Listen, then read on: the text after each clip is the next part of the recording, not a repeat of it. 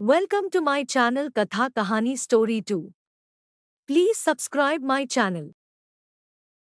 जैसा आप बनना चाहते हैं वैसा नहीं बन पा रहे हैं, तो जानिए उसकी असली कारण गौतम बुद्ध की कहानी से। नमस्कार दोस्तों, आप सभी का हमारे चैनल कथा कहानी स्टोरी 2 पर स्वागत है। दोस्तों, क्या आप जैसा बनना चाहते हैं वैसा नहीं बन पा रहे हैं? जो आप चाहते हैं अगर नहीं हो रहा है, तो आज की यह कहानी आपके लिए ही है। दोस्तों, इस कहानी को ध्यान से अंत तक जरूर सुनना। दोस्तों, अगर आप इसी कहानी को ध्यान से अंत तक सुनते हैं, तो आपको इस कहानी से ऐसा सीखने को मिलने वाला है, तो आपको आपके लाइफ में बहुत काम आने वाला है। इसलिए इस कहानी को अंत तक अवश्य सुने। लाइफ चेंज गौतम बुद्ध की कहानी। दोस्तों, आज आपके पास जो भी कुछ है, वो इसलिए नहीं है कि आपके किस्मत में इतना ही लिखा था या आपकी किस्मत ही खराब है, बल्कि वो इसलिए है क्योंकि आप इतना ही डिजर्व करते हैं। दोस्तों, ये प्रकृति बड़ी ही न्यायप्रिय है।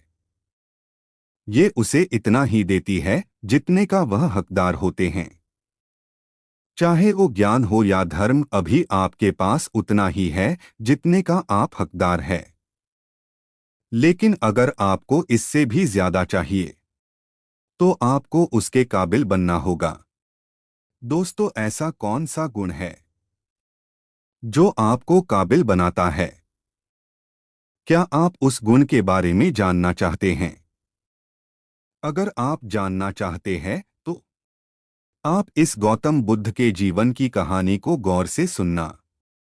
दोस्तों, इस कहानी को सिर्फ समझिएगा मत, बल्कि इस कहानी को अपने भीतर उतार जाने दीजिए।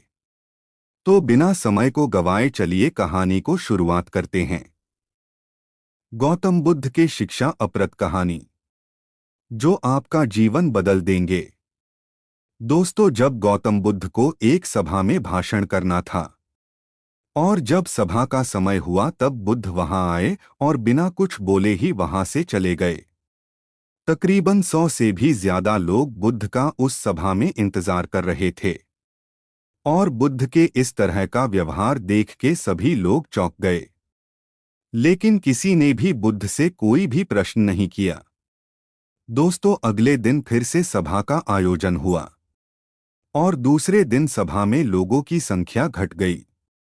इस बार तकरीबन 80 लोग बैठे हुए थे बुद्ध सभा में, लेकिन इस दिन भी फिर वही किया।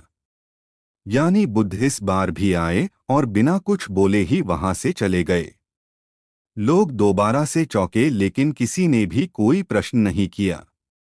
अगले दिन सभा का आयोजन फिर से किया, लेकिन इस बार सभा में लोगों की संख्या और घट गई। इस बार सभा में केवल 50 लोग ही आए थे। बुद्ध सभा में फिर से आए और उसने इधर उधर देखा और बिना कुछ बोले ही सभा से चले गए। उसके बाद कुछ लोग क्रोधित भी हुए, क्योंकि लोगों ने अपना काम छोड़ छोड़ के आए हुए थे। लेकिन किसी ने भी बुद्ध से प्रश्न नहीं किया। अगले दिन फिर सभा का आयोजन हुआ।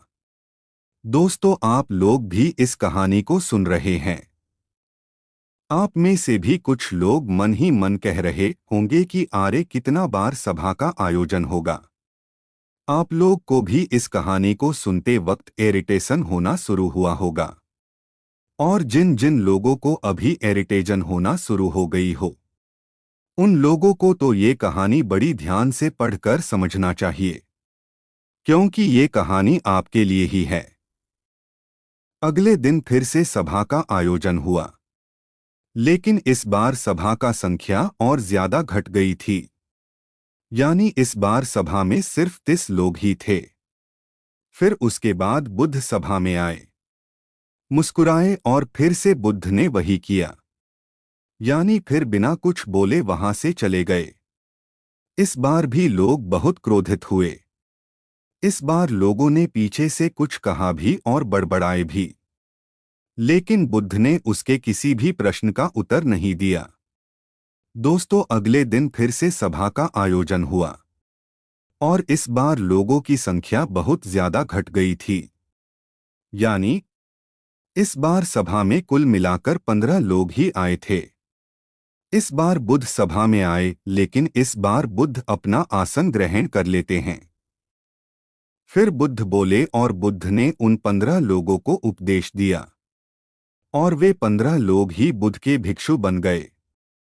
और आगे चलकर उन 15 लोगों ने ही बुद्ध के गया को अलग अलग दिशाओं में फैला दिया। लेकिन फिर एक दिन बुद्ध से किसी ने पूछा, बुद्ध, आप कई दिनों तक बिना कुछ बोले ही सभा से क्यों चले जाते थे? फिर बुद्ध कहता है कि मैं उन लोगों को खोज रहा था जो मेरे लायक थे। यानी पहले दिन 100 से भी ज्यादा लोग आए हुए थे। उसमें से ज्यादातर लोग सिर्फ आए हुए थे। उन्हें मेरे उपदेश से कोई भी मतलब नहीं था।